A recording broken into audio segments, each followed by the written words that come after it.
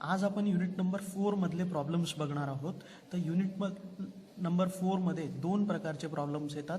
एक येतं इन्व्हर्टिंग वरती आणि किंवा नॉन इन्व्हर्टिंग वरती.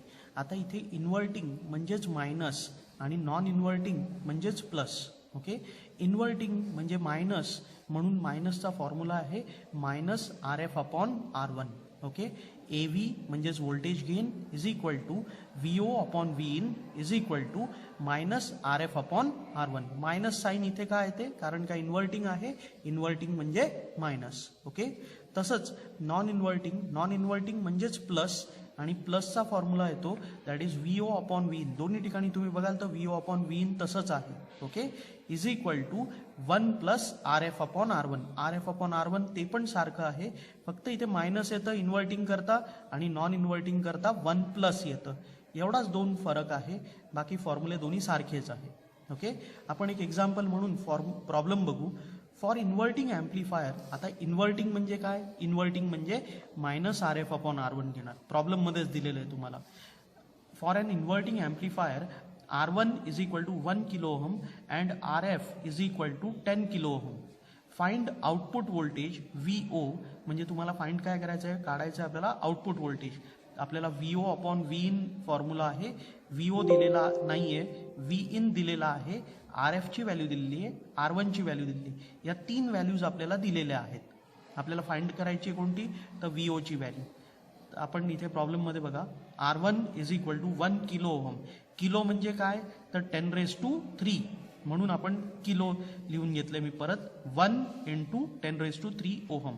RF is equal to 10 kilo ohm. 10 kilo म्हणजे काय? तर 10⁻³ म्हणून 10 × 10⁻³ ओहम. ओके, आणि VIN किती दिलेला आहे आपल्याला प्रॉब्लेममध्ये? तर 2.2 व्होल्ट, म्हणून आपण तो तसा लिहिला.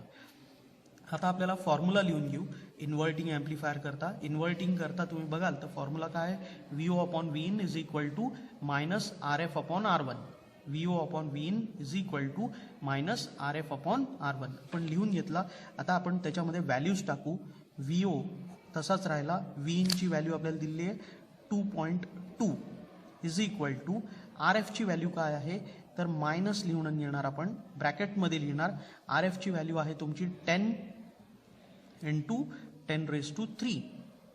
ओके, अपॉन R1 ची व्हॅल्यू काय आहे? R1 ची व्हॅल्यू आपल्याला 1 × 10⁻³ असं लिहून घेतलं. ब्रॅकेट टाकायचं विसरू नका, म्हणजे तुमचं कॅल्क्युलेशनला प्रॉब्लेम येणार नाही. आता काय करायचं आपल्याला? VO ची व्हॅल्यू फाइंड आउट करायची आहे. तर VO आपण या बाजूला तसाच ठेवला आणि हे परत आपण तसंच लिहिलं, मायनस 10 × 10⁻³ अपॉन 1 × 10⁻³. हा इकडे 2.2 डिवाइड होता, इकडे आला काय होणार? मल्टिप्लाय होणार, म्हणून 2.2 इकडे मल्टिप्लाय झाला. आता आपल्याला हे सगळं कॅल्सीवरती सॉल्व्ह करायचं आहे. सोपं करण्याकरता आपण थोडंसं हे करू की इथे तुम्ही डिवाइड करताय आणि इथे पण 10⁻³ आहे, इथे पण 10⁻³ आहे, म्हणून हे 10⁻³ एकमेकांना कॅन्सल होणार. ओके, त्याच्यानंतर काय होईल इथे? आता 10 अपॉन 1 म्हणजेच 10 तसंच राहणार, म्हणून मायनस 10 आपण सोपं करण्याकरता आपण परत लिहू. मायनस साईन तशी आहे तशी राहिली, हा 10 तसा आहे तसा राहिला. 10 अपॉन 1 लिहायची गरज नाही आहे, 1 असल्यामुळे तो लिहायची गरज नाही.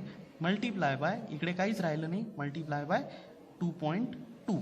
ओके, तर आपल्याला एवढंच कॅल्क्युलेटरवर सॉल्व्ह करायचं आहे. मायनस 10 × 2.2 इज इक्वल टू, तुम्हाला उत्तर आलं -22. ओके, आणि ह्याचं हे काय आहे? व्होल्टेज आहे, म्हणून व्होल्टेजचं युनिट काय येतं? V.